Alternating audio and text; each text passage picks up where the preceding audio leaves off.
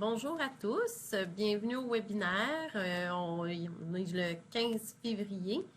Donc, je vois que les gens de chez B plus B Architecture Design sont connectés. Je suis contente que vous soyez parmi nous aujourd'hui. Donc, un beau bonjour à toute l'équipe à Joliette.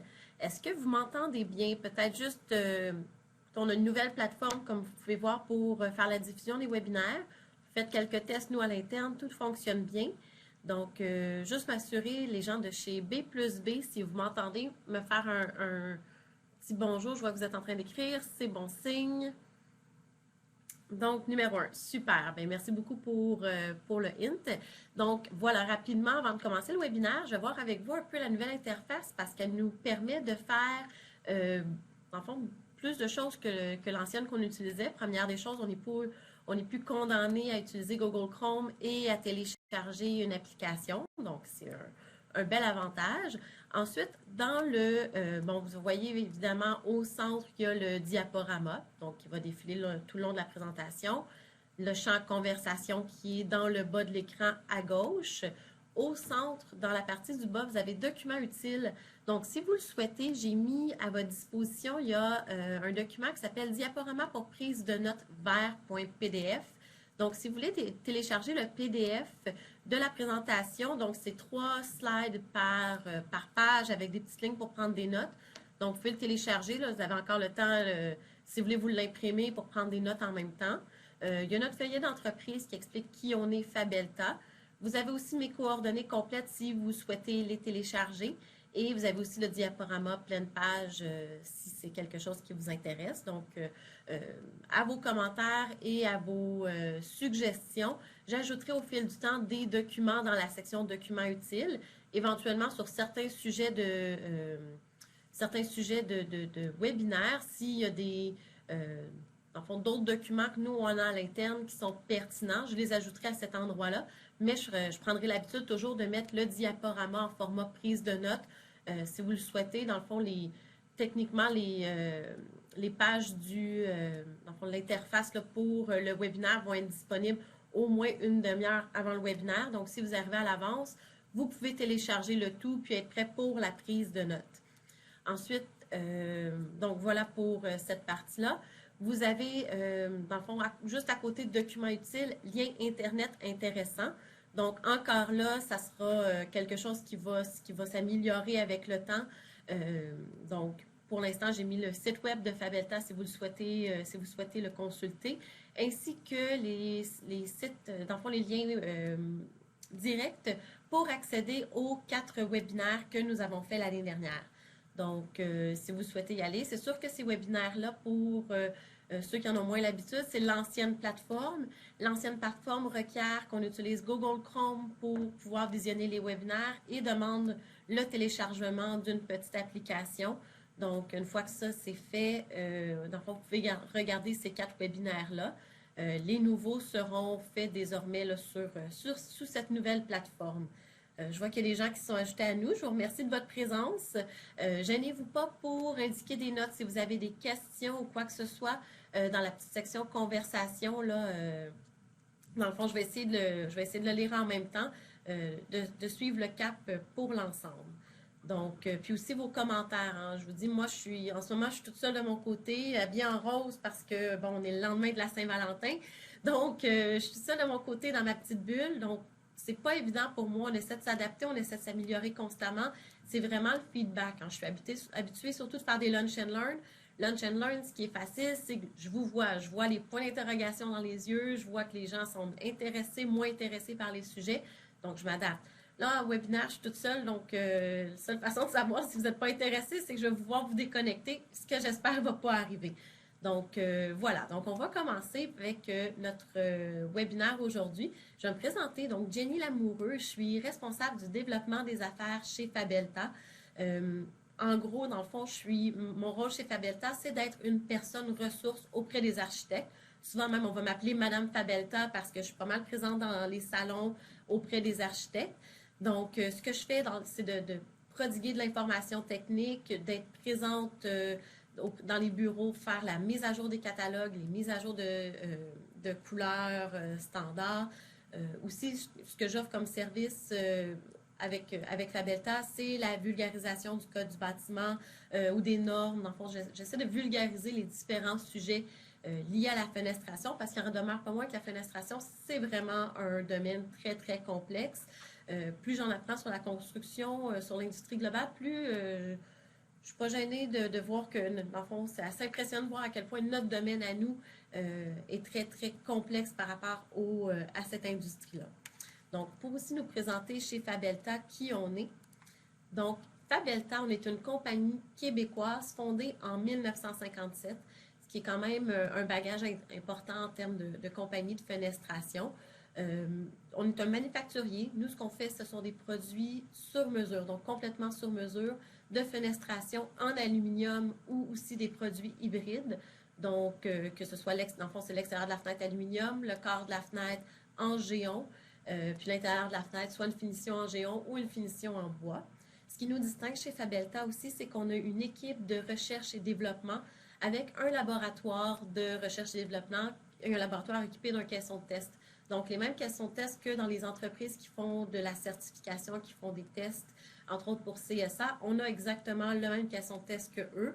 Nous, ce qu'on fait, c'est qu'on teste nos produits, on teste notre chaîne de montage, on met vraiment un très haut niveau de qualité à l'interne et on développe des nouveaux produits. Parce que d'ailleurs, Fabelta, je disais manufacturier sur mesure de produits de fenestration, on a développé nos propres produits. Nos produits de fenestration, là, ce sont les nôtres. Donc, le laboratoire de test a été très pratique pour ça, donc pour le développement de produits. Et on a aussi une équipe spécialisée complète, c'est-à-dire équipe spécialisée, ça va de nos représentants, dans le fond, je dirais plutôt même des chargés de projet.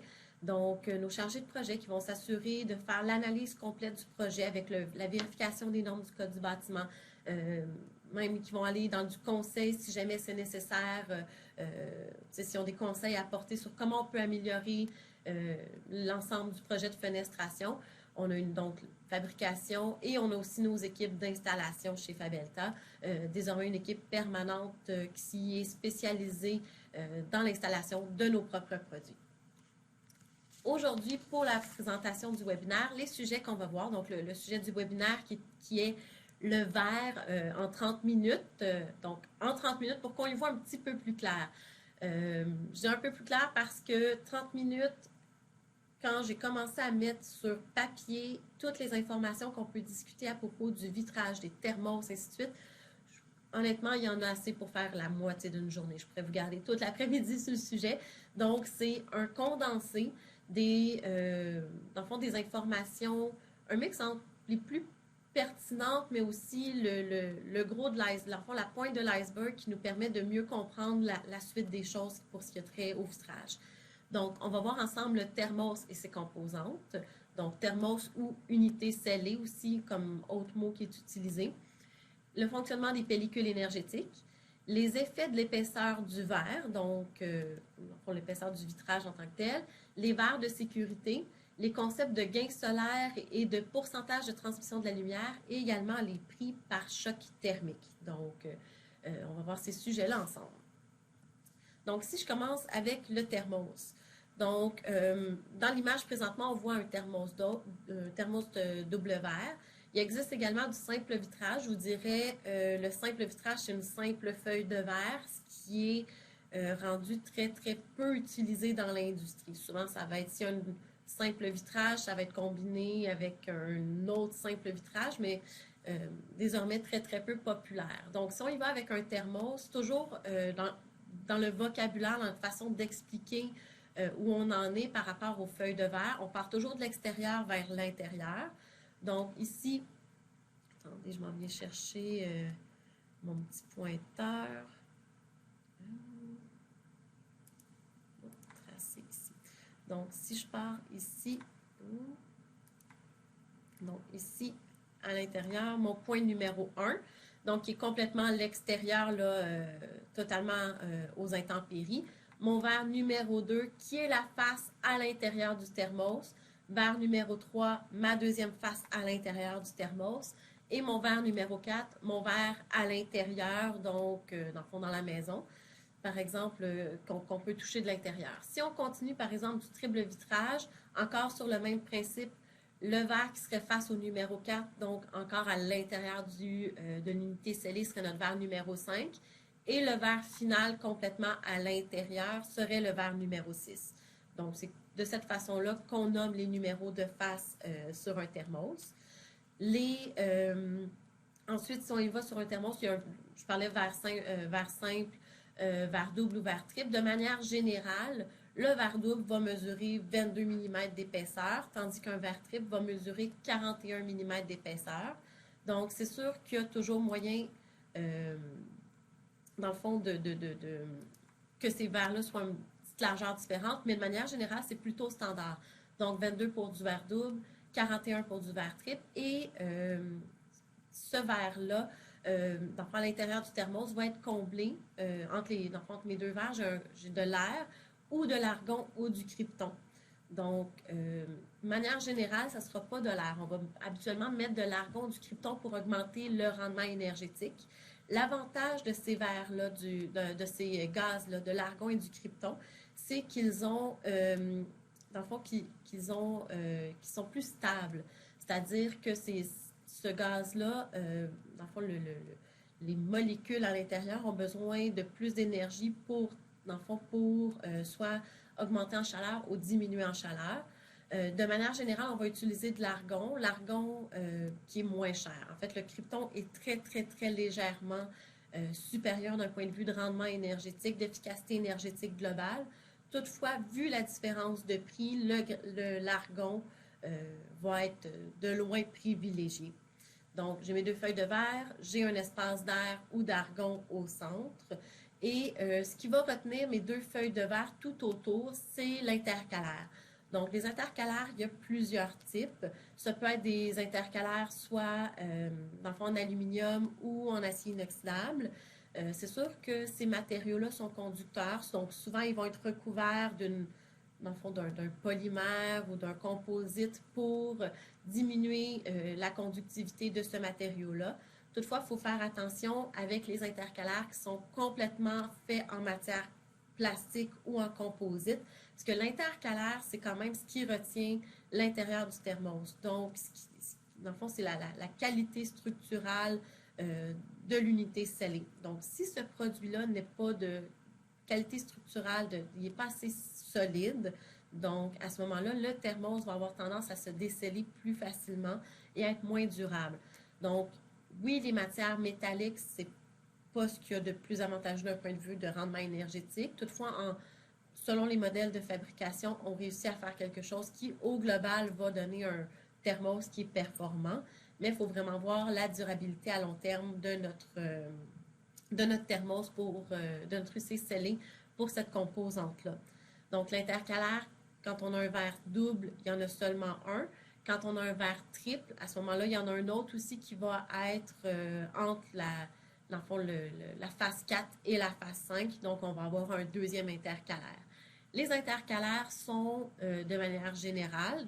Je dis de manière générale parce que c'est sûr, à toutes les variétés de produits qui existent, il peut y avoir des légères différences sur certains produits, mais de manière générale, ils vont être comblés d'un dessicant. Le dessicant, c'est quoi? C'est, tu sais, quand on s'achète des bottes, qu'on s'achète un sac à main, il y a une petite pochette avec des petites bébés à l'intérieur. Ben, en fait, cette petite pochette-là, ce qu'elle sert à faire, c'est d'absorber l'humidité. Donc, on met un dessicant dans l'intercalaire, puis comme vous pouvez voir sur l'image, l'intercalaire, il est perforé tout au long, dans le but qu'il y ait une circulation avec le gaz qui est à l'intérieur de notre thermos. La raison pour laquelle on met un dessicant, parce qu'il y a une possibilité d'humidité, c'est que ce soit mon air, mon argon ou mon krypton, il y a quand même une certaine quantité d'humidité. C'est-à-dire que dans le mélange, il y a quand même un certain pourcentage d'eau. Tant qu'on est à une température normale, ça ne va pas se faire ressentir. Toutefois, lorsqu'on va avoir des grands froids, des grosses différences de température, à ce moment-là, dans le fond, il y a un risque de condensation, il y a un risque que cette eau-là, dans le fond, en étant refroidie, se transforme sous forme liquide. Donc, dans le but d'éviter ça, on a le dessicant qui, à ce moment-là, va assécher le tout et prévenir la formation de condensation et voire de givre à l'intérieur du thermos. Donc, c'est vraiment en prévention qu'on met ce dessicant-là. Maintenant, Autre que le dessicant, on a aussi les pellicules énergétiques qui peuvent être appliquées. Les pellicules énergétiques, on va le voir vraiment un sujet complet à la prochaine diapositive. Et il y a également le scellant, donc qui est la matière qui retient tout le tour de l'unité scellée. Actuellement, un scellant double. Donc, un premier scellant qui va lier dans le fond, les feuilles de verre avec l'intercalaire. Et un deuxième scellant qui va vraiment venir complètement refermer cet assemblage-là qui a été fait entre dans le fond, les feuilles de verre et l'intercalaire. Est-ce que ça va pour les différentes composantes du thermos? Je vois qu'il n'y a pas de questions. On continue. Merci, Guillaume. Donc, oui, Guillaume dit que tout va bien. B plus B. Très clair. Excellent. Maintenant, les pellicules énergétiques. En fait, pellicule énergétique, on se base sur le fait que le concept derrière ça, c'est que tout matériau a des propriétés réfléchissantes, mais des propriétés réfléchissantes différentes. Donc, que ce soit du bois, du plastique, du métal, du verre, lorsqu'on y va avec le spectre complet de la lumière, chaque matériau va réfléchir à certains pourcentages, les ondes, que ce soit des ondes infrarouges ou les ondes de lumière visible. Donc, basé sur ça, dans le fond, une pellicule énergétique, là, aussi appelée communément un Louis, c'est que c'est une très très fine pellicule métallique qui va être appliquée sur le verre, du fait que cette pellicule métallique-là a des propriétés pour faire refléter les rayons infrarouges, parce que dans le cas présent, lorsqu'on parle d'énergie, dans le fond, d'énergie, c'est de l'énergie de chaleur. Ça, ce sont les rayons infrarouges. Donc, la pellicule métallique a une meilleure propriété de réflexion que le verre lui-même, du fait qu'il est transparent. Deux façons d'avoir une pellicule énergétique, dans le fond, la pellicule métallique, soit un hard coat, ou un soft coat. Donc, le hard coat, la pellicule a été appliquée et elle a été cuite. Donc, il y a un traitement thermique qui a été fait sur l'application. Je vous dirais que c'est quelque chose qui fait que la pellicule va être plus durable et de meilleure qualité. Ou le soft coat, à ce moment-là, la pellicule a été appliquée à froid et a séché tout simplement. Ça reste un très bon produit. Je vous dirais toutefois, le hard coat est conseillé et la plupart du temps utilisé, surtout au Québec, avec notre climat si confortable comme on le vit aujourd'hui. Donc, dans le fond, comme je mentionnais, ça aide au contrôle des ondes infrarouges, qui sont les ondes de chaleur, par la réflexion. Donc, ce qu'on voit dans le bas, c'est un schéma, là, quand on est en vitrage, on y va dans un schéma très simple comme ça, à coups de ligne. Donc, le verre double, donc la ligne, c'est-à-dire la première ligne, l'extérieur, le verre en position numéro 1, numéro 3, numéro 4, puis en verre triple, là, quand on va jusqu'à des positions, donc en position numéro 6, qui est le verre complètement à l'intérieur. Donc, toujours à droite, on est à l'extérieur, dans le fond à gauche, excusez-moi, on est à l'extérieur, puis à droite, on est à l'intérieur de la résidence. Donc, première méthode, ce qu'on va vouloir faire avec notre pellicule énergétique, c'est optimiser la conservation de la chaleur à l'intérieur. Donc, je vous dirais de manière générale ce qu'on fait au Québec, ce qu'on fait ici en Amérique du Nord. Donc, optimiser la conservation de la chaleur à l'intérieur. Donc, ce qu'on veut, c'est conserver un espace chauffé, donc garder notre chaleur à l'intérieur. Donc, considérant que ce sont les infrarouges qu'on veut garder à l'intérieur, on va positionner nos louis soit en face numéro 3 lorsqu'on est en verre double, ou quand on veut optimiser notre verre triple, en face numéro 5 et en face numéro 3. Dans le fond, ce qui arrive, c'est que l'onde infrarouge, quand elle va venir, quand elle va rencontrer la pellicule métallique, elle va être reflétée vers l'intérieur. Donc, si je chauffe mon intérieur, mon but, c'est que je ne chauffe pas l'extérieur, donc ça ne passe pas, puis ça ne se rend pas jusqu'à mon verre numéro 1. Ça, la majeure partie va être reflétée vers l'intérieur. Il y a quand même, on voit la petite flèche, là, une certaine quantité qui s'en va jusqu'à l'extérieur.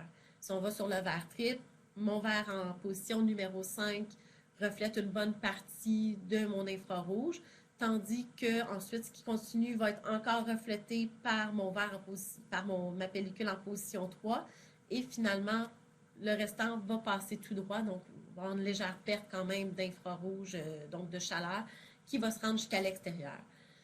Pourquoi en position 3 et en position 5? C'est qu'on veut mettre les pellicules à l'intérieur. Donc, du vitrage. Si on les positionne, par exemple, en position 4 ou en position 6, ce qui va se produire à ce moment-là, c'est que on peut leur toucher avec les mains. Dans le fond, les stars, les rideaux vont abîmer la pellicule métallique avec le temps. Donc, à ce moment-là, on va perdre de l'efficacité. Maintenant, si on y va sur l'autre possibilité, donc il y a des gens chanceux sur cette terre qu'eux, ils veulent bloquer l'entrée des infrarouges dans le but de conserver un espace climatisé. Donc, cette position-là peut être utilisée, je vous dirais, dans des... ce sont les pays où il fait plus chaud. Donc, que eux, ce matin, au lieu de se réveiller à moins 30, ils se sont réveillés à plus 30. Donc, dans le fond, plus la Californie, ainsi de suite, Floride. Pour eux, ça peut être plus avantageux. Ou dans le cas d'un projet, dans le fond, dans le cas d'un projet où vous avez une très, très grande fenestration complètement position sud, à ce moment-là, ça pourrait être analysé à savoir à quel point, des fois, le gain de chaleur va être trop important. Donc, à quel point on pourrait être tenté de le limiter. Donc, à ce moment-là, on place les Lowy, donc les pellicules énergétiques, en position 2. Et si on est en vertical, position 2 plus position 4. Donc, le même effet va se produire, mais à l'inverse, c'est-à-dire que mes infrarouges qui, eux, à ce moment-là, sont produits par le soleil, vont être reflétés et conservés à l'extérieur dans le but que, dans le fond, mon espace climatisé ne soit pas, dans le fond, climatise pas pour en plus se faire chauffer là, par le vitrage. Donc, première partie, il va sur du vertical, majeure partie reflétée sur la face 2. Ce qui continue en passé va être reflété ensuite par la position numéro 4. Et finalement, il y a une légère partie qui va quand même se rendre jusqu'à l'intérieur pour ce qui est de l'énergie des infrarouges de la lumière. Ce qu'il faut faire attention, si jamais vous allez dans un mélange, par exemple, de vouloir bloquer, d'un côté, vouloir garder la chaleur à l'intérieur, puis de l'autre côté, se dire on a une très, très grande façade complètement fenestrée qui est en plein sud. On veut à ce moment-là bloquer l'entrée des infrarouges. Ça se peut que par le changement de position du Lowy, on ait des couleurs différentes en termes de teinte de vitrage. Parce que de manière générale, le Lowy n'est pas apparent, mais il n'en reste pas moins que ça teinte un petit peu le vitrage. Donc, juste faire attention de vérifier cet élément-là si jamais c'est quelque chose que vous analysez. Maintenant, les effets de l'épaisseur sur le verre. Donc, un verre pour un thermos, ou que ce soit un verre double, un verre triple, est de 3 à 6 mm. Ce qu'il faut faire attention, c'est que on peut utiliser les types de verres, c'est qu'il y a quand même des effets. C'est-à-dire qu'un verre plus épais, évidemment, va mieux résister aux surcharges de vent. D'ailleurs, souvent, si vous voyez un verre, par exemple, si vous voyez une fenêtre qui a une performance de C5, je suis à peu près sûre que le test a été fait avec un verre 6 mm pour résister jusqu'à une pression de 5000 pascal même et plus, 5000 pascal de pression de vent. Donc, oui, c'est plus performant d'un point de vue de surcharge de vent. Toutefois, c'est beaucoup plus lourd. Par exemple, si on y va sur un verre de 3 mm, c'est à peu près un 3,5 livres par pied carré. Si on compare avec un verre 6 mm, on est à 6,5 livres par pied carré. Donc, sur des grandes dimensions, ça fait une très grande différence. Et aussi, cette différence d'épaisseur-là entre le 3 et le 6, eh bien, ce n'est pas l'épaisseur de mon thermos qui va changer, mais bien l'espace d'air qu'il y a entre les deux. Au début de la présentation, je disais qu'un thermos, une unité scellée double, a une épaisseur de 22,2 mm, mais ça ne change pas. Donc, si j'ai un verre de 3 mm, par exemple, mon 22,2 mm me laisse 16 mm d'espace d'air. Si j'ai à ce moment-là, je fais le même thermos, 22,2 mm, mais avec du verre 6 mm, il me reste 10 mm d'espace d'air. Ce n'est pas un changement qui est, dans le fond, qui est énorme, mais il n'en reste pas moins que d'avoir moins d'air a une certaine incidence, comme je dis, minime. C'est pas une différence extrême, mais il y a quand même une différence d'un point de vue de rendement énergétique, considérant que l'air qui est dans mon thermos, en fait le gaz, c'est quand même un isolant. Donc, si j'en ai moins, j'ai moins d'efficacité énergétique globale. Et il y a aussi une possibilité de combiner des verres, c'est-à-dire que je peux combiner un verre, je peux mettre un verre 3 mm, un verre 4 mm, je peux mixer mes épaisseurs de verre dans un même thermos, mais il faut faire attention parce que s'il y a une trop grande différence entre les deux épaisseurs, par exemple, un verre 3 mm et un verre 6 mm dans le même thermos, c'est le verre le plus mince qui va devenir, dans le fond, qui va être, on pourrait dire, la faiblesse. C'est-à-dire que s'il y a des changements à raison de la différence de température, c'est-à-dire que mon gaz va soit compresser ou prendre de l'expansion ou compresser selon les changements de température, ou s'il y a des surcharges de vent, bien, la performance de ma fenêtre à retenir tout ça va être l'équivalent de mon verre le plus mince. Donc, faire attention à ce petit effet-là aussi en combinant les épaisseurs de verre. Maintenant, les verres de sécurité. Verres de sécurité qui sont, dans le fond, souvent utilisés par rapport aux normes pour les garde-corps. Je vais voir avec vous verre trempé, verre laminé, verre broché. Je ne passerai pas avec le verre anti-balle, honnêtement, qui est quand même assez spécialisé dans son domaine. Donc, il faut utiliser pour des projets très particuliers. Donc, si on y va avec le verre trempé, laminé et broché, qui sont utilisés, bref, dans les portes, les latéraux, puis aussi, là, lorsqu'on a la norme de garde-corps, rapidement, là, avec une différentielle, si la fenêtre est à une hauteur de moins de 36 pouces du sol, puis qu'il y a une possibilité de chute de plus que 23 pouces du niveau du sol, là, si on résume très, très rapidement la norme des garde-corps, mais bref, ces verres-là sont utilisés pour cette norme-là. Donc, premièrement, on a le verre trempé. Donc, c'est un verre qui cuit entre 570 et 700 degrés, puis qui est refroidi rapidement. Donc, l'effet que ça a, c'est que la méthode change un peu la relation entre les molécules, du fait que les parois vont être refroidies de façon drastique et que le milieu va se solidifier plus lentement. Ça a pour effet de rendre le verre jusqu'à 5 fois plus résistant que le verre régulier. Puis, ce qui est bien important avec le verre trempé, c'est qu'il ne peut pas être retravaillé, percé ni coupé. Donc, du moment que le manufacturier de verre fabrique ce verre-là, il doit avoir fait ses calculs vraiment très, très minutieusement. Parce que dans le fond, du moment qu'on fait l'assemblage, il n'y a pas possibilité de le retravailler. C'est un verre, si jamais il se brise, ça va être en très petits morceaux, ce qui fait que c'est beaucoup plus sécuritaire qu'un verre régulier qui se briserait, par exemple, en grand tranchant. Puis, dans le fond, si vous avez déjà brisé un verre, là, un verre pour boire, là, tu sais, qu'on voit de la façon que ça se brise, imaginez une grande fenêtre qui se briserait de la même façon avec des grands morceaux tranchants, ça serait extrêmement dangereux. Donc, bref, le verre trempé se brise en petits morceaux. Puis, dans le fond, le verre trempé, si on crée un thermos, possibilité toujours d'assembler une feuille de verre trempé, par exemple, à l'extérieur, mais pas à l'intérieur, vice-versa, ou de mettre le thermos complet fabriqué avec 2 verres trempés. Donc, ces possibilités-là. Maintenant, verre laminé, même possibilité en termes de conception pour le thermos, c'est-à-dire de l'assembler juste un des 2 verres ou de prendre les 2 verres avec un verre laminé. Donc, verre laminé, je vous dirais le plus commun là, dans les applications qu'on le voit, ce sont les verres pour les pare-brises automobiles. Donc, c'est-à-dire que à ce moment-là, c'est des fines feuilles de verre qui sont séparées par un film, je dirais, de nature plastique, donc une espèce de polymère qui est inclus entre ces pellicules-là. Donc, ce sont des verres, dans le fond, un verre qui est fait tremper et ensuite on place la pellicule. Je vois qu'il y a Guillaume qui a levé la main. Est-ce qu'un verre laminé doit obligatoirement être trempé? Écoutez, de ce que j'ai vu comme vérification, effectivement, le verre laminé est également trempé pour en assurer la solidité. Et puis, à ce moment-là, lui aussi va se briser en petits fragments lors de la cassure, si jamais le verre est cassé. Mais à ce moment-là, le tout va être retenu par la pellicule qu'il y a entre les fines couches de verre.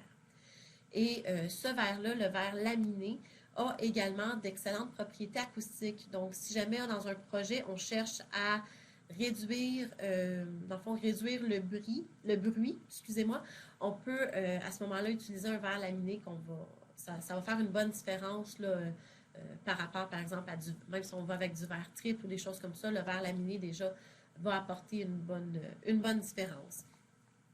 Et finalement, le verre broché, qui est aussi appelé du verre armé.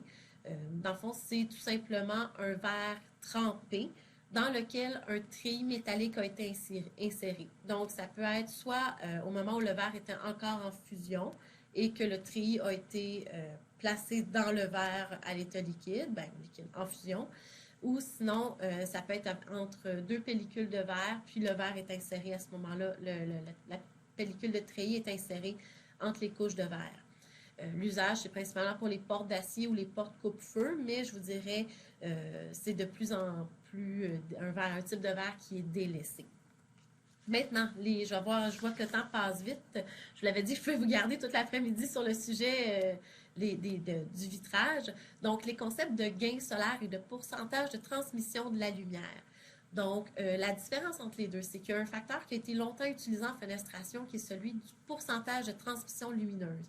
Dans le fond, ce qu'on mesure dans ce critère-là, c'est la quantité de lumière visible qui passe au travers du verre.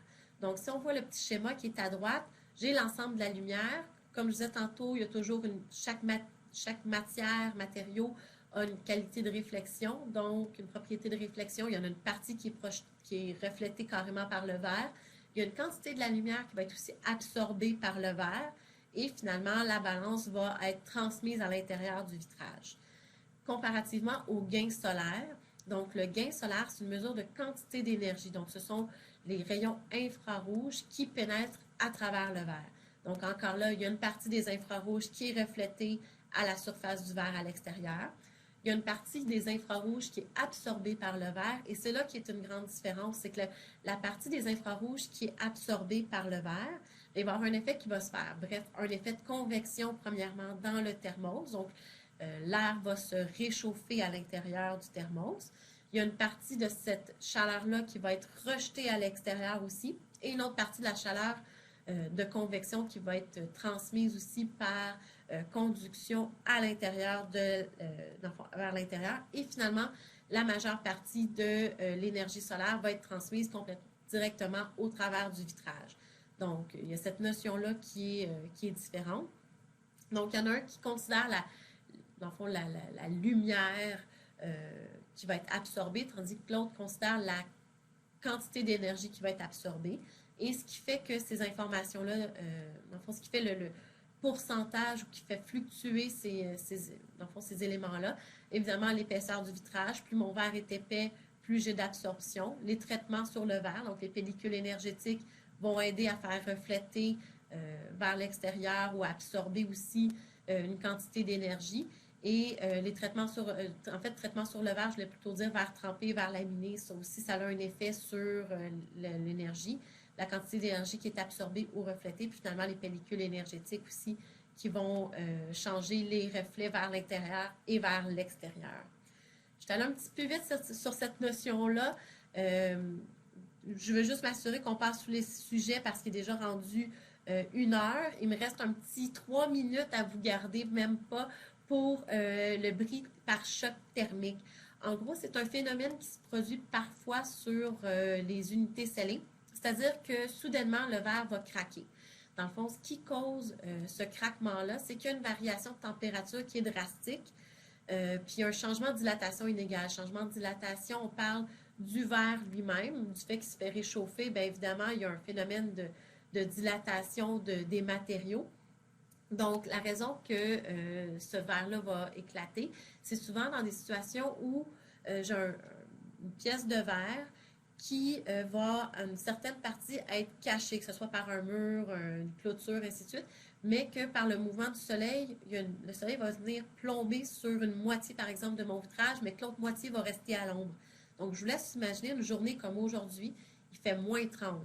Donc, mais il en reste pas moins que le soleil est quand même chaud. Si vous êtes devant une fenêtre et que le soleil vous plombe dessus, vous ressentez la chaleur. Donc, si vous avez une moitié du verre qui est complètement à l'ombre, à moins 30, puis que l'autre partie se fait plomber dessus par du soleil, bien, assurément, le matériau, là, il y a de la misère à conserver ça vu les changements de dilatation. Donc, ça va créer une cassure. Donc, cette cassure-là, comment on la reconnaît? C'est qu'elle est à 90 degrés dans la partie froide du verre. Là, on le voit dans l'image en bas. Vraiment, la cassure se fait dans le verre. C'est pas un éclat comme si on avait reçu un choc. Donc, c'est vraiment un bris qui se voit, qui se fait très net, qui est facilement reconnaissable parce qu'il est différent des autres bris de verre. C'est ce qui fait le tour de la présentation. Je vous montre, dans le fond, dernièrement, là, pour compléter les prochaines dates de nos webinaires. Le prochain webinaire, je vais le faire en compagnie de mon collègue Martin Ouimet. Martin est chez Fabelta depuis, je me trompe pas, il m'a dit depuis que l'âge de 14 ans, puis aujourd'hui, il est dans la quarantaine, sans mentir sur son âge, là, sans l'avouer. Et Martin a tout fait au sein de notre compagnie, une expertise incroyable en gestion de projet, en analyse de projet de fenestration. Donc, je vais comme profiter de son cerveau, puis en profiter pour vous transmettre ses connaissances, puis voir comment ça se passe dans sa tête, comment il analyse un projet. Donc, je vais le faire en sa compagnie. Pour les prochains sujets, soit je vais m'inspirer de vos suggestions et de vos besoins, ou moi, de mon côté, je ferai des recherches pour trouver des sujets intéressants. Donc, on a aussi des formations gratuites si ça vous intéresse qu'on offre ici à Terrebonne à nos bureaux. Donc, ce sont des formations de 4 heures au sujet de la North American Fenestration Standard, qui est la nouvelle norme du Code du bâtiment applicable en fenestration. Il ne faut pas oublier que le Code du bâtiment de 2010 est maintenant en vigueur et aussi qu'il va être obligatoire dès le mois de décembre. Donc, c'est des gros changements qui s'en viennent. Aussi, si vous êtes intéressé, je peux passer à vos bureaux, rencontrer l'équipe au complet pour un dîner-conférence. Donc, encore là, d'autres sujets sur la fenestration. On voit ensemble les produits qu'on offre chez Fabelta, mais en plus, on fait un survol justement de la norme NAF sur les produits de fenestration, les règlements d'efficacité énergétique, ainsi de suite. Donc, si vous êtes intéressé, gênez-vous pas pour m'écrire, pour me contacter là, pour qu'on prenne rendez-vous. Mes coordonnées, comme je le mentionnais au début, sont dans la section documents utiles, coordonnées de Jenny Lamoureux. Donc, vous avez mes informations complètes. Donc, c'est ce qui fait le tour aujourd'hui pour notre webinaire sur le verre. J'espère que ça n'a pas été trop vite. J'ai vu le temps, je voyais le temps défiler, là, ça a passé vraiment très rapidement pour moi. J'espère que ça a été clair. Si vous avez des questions, n'hésitez pas à communiquer avec moi s'il y a d'autres informations que vous aimeriez voir. Donc, soit me communiquer dans la section chat, là, conversation, ou sinon m'envoyer un courriel. Je vous inviterai, quand je vais fermer la session, vous allez être automatiquement redirigé vers notre sondage. Un petit sondage qui prend 2 minutes à remplir, mais ce serait vraiment très, très apprécié que vous le remplissiez avec vos commentaires dans le but que je puisse m'améliorer et, dans le fond, m'améliorer et vous offrir mieux répondre à vos besoins. Donc, je vous remercie à tous pour votre présence et on se revoit au mois de mars. Bonne journée.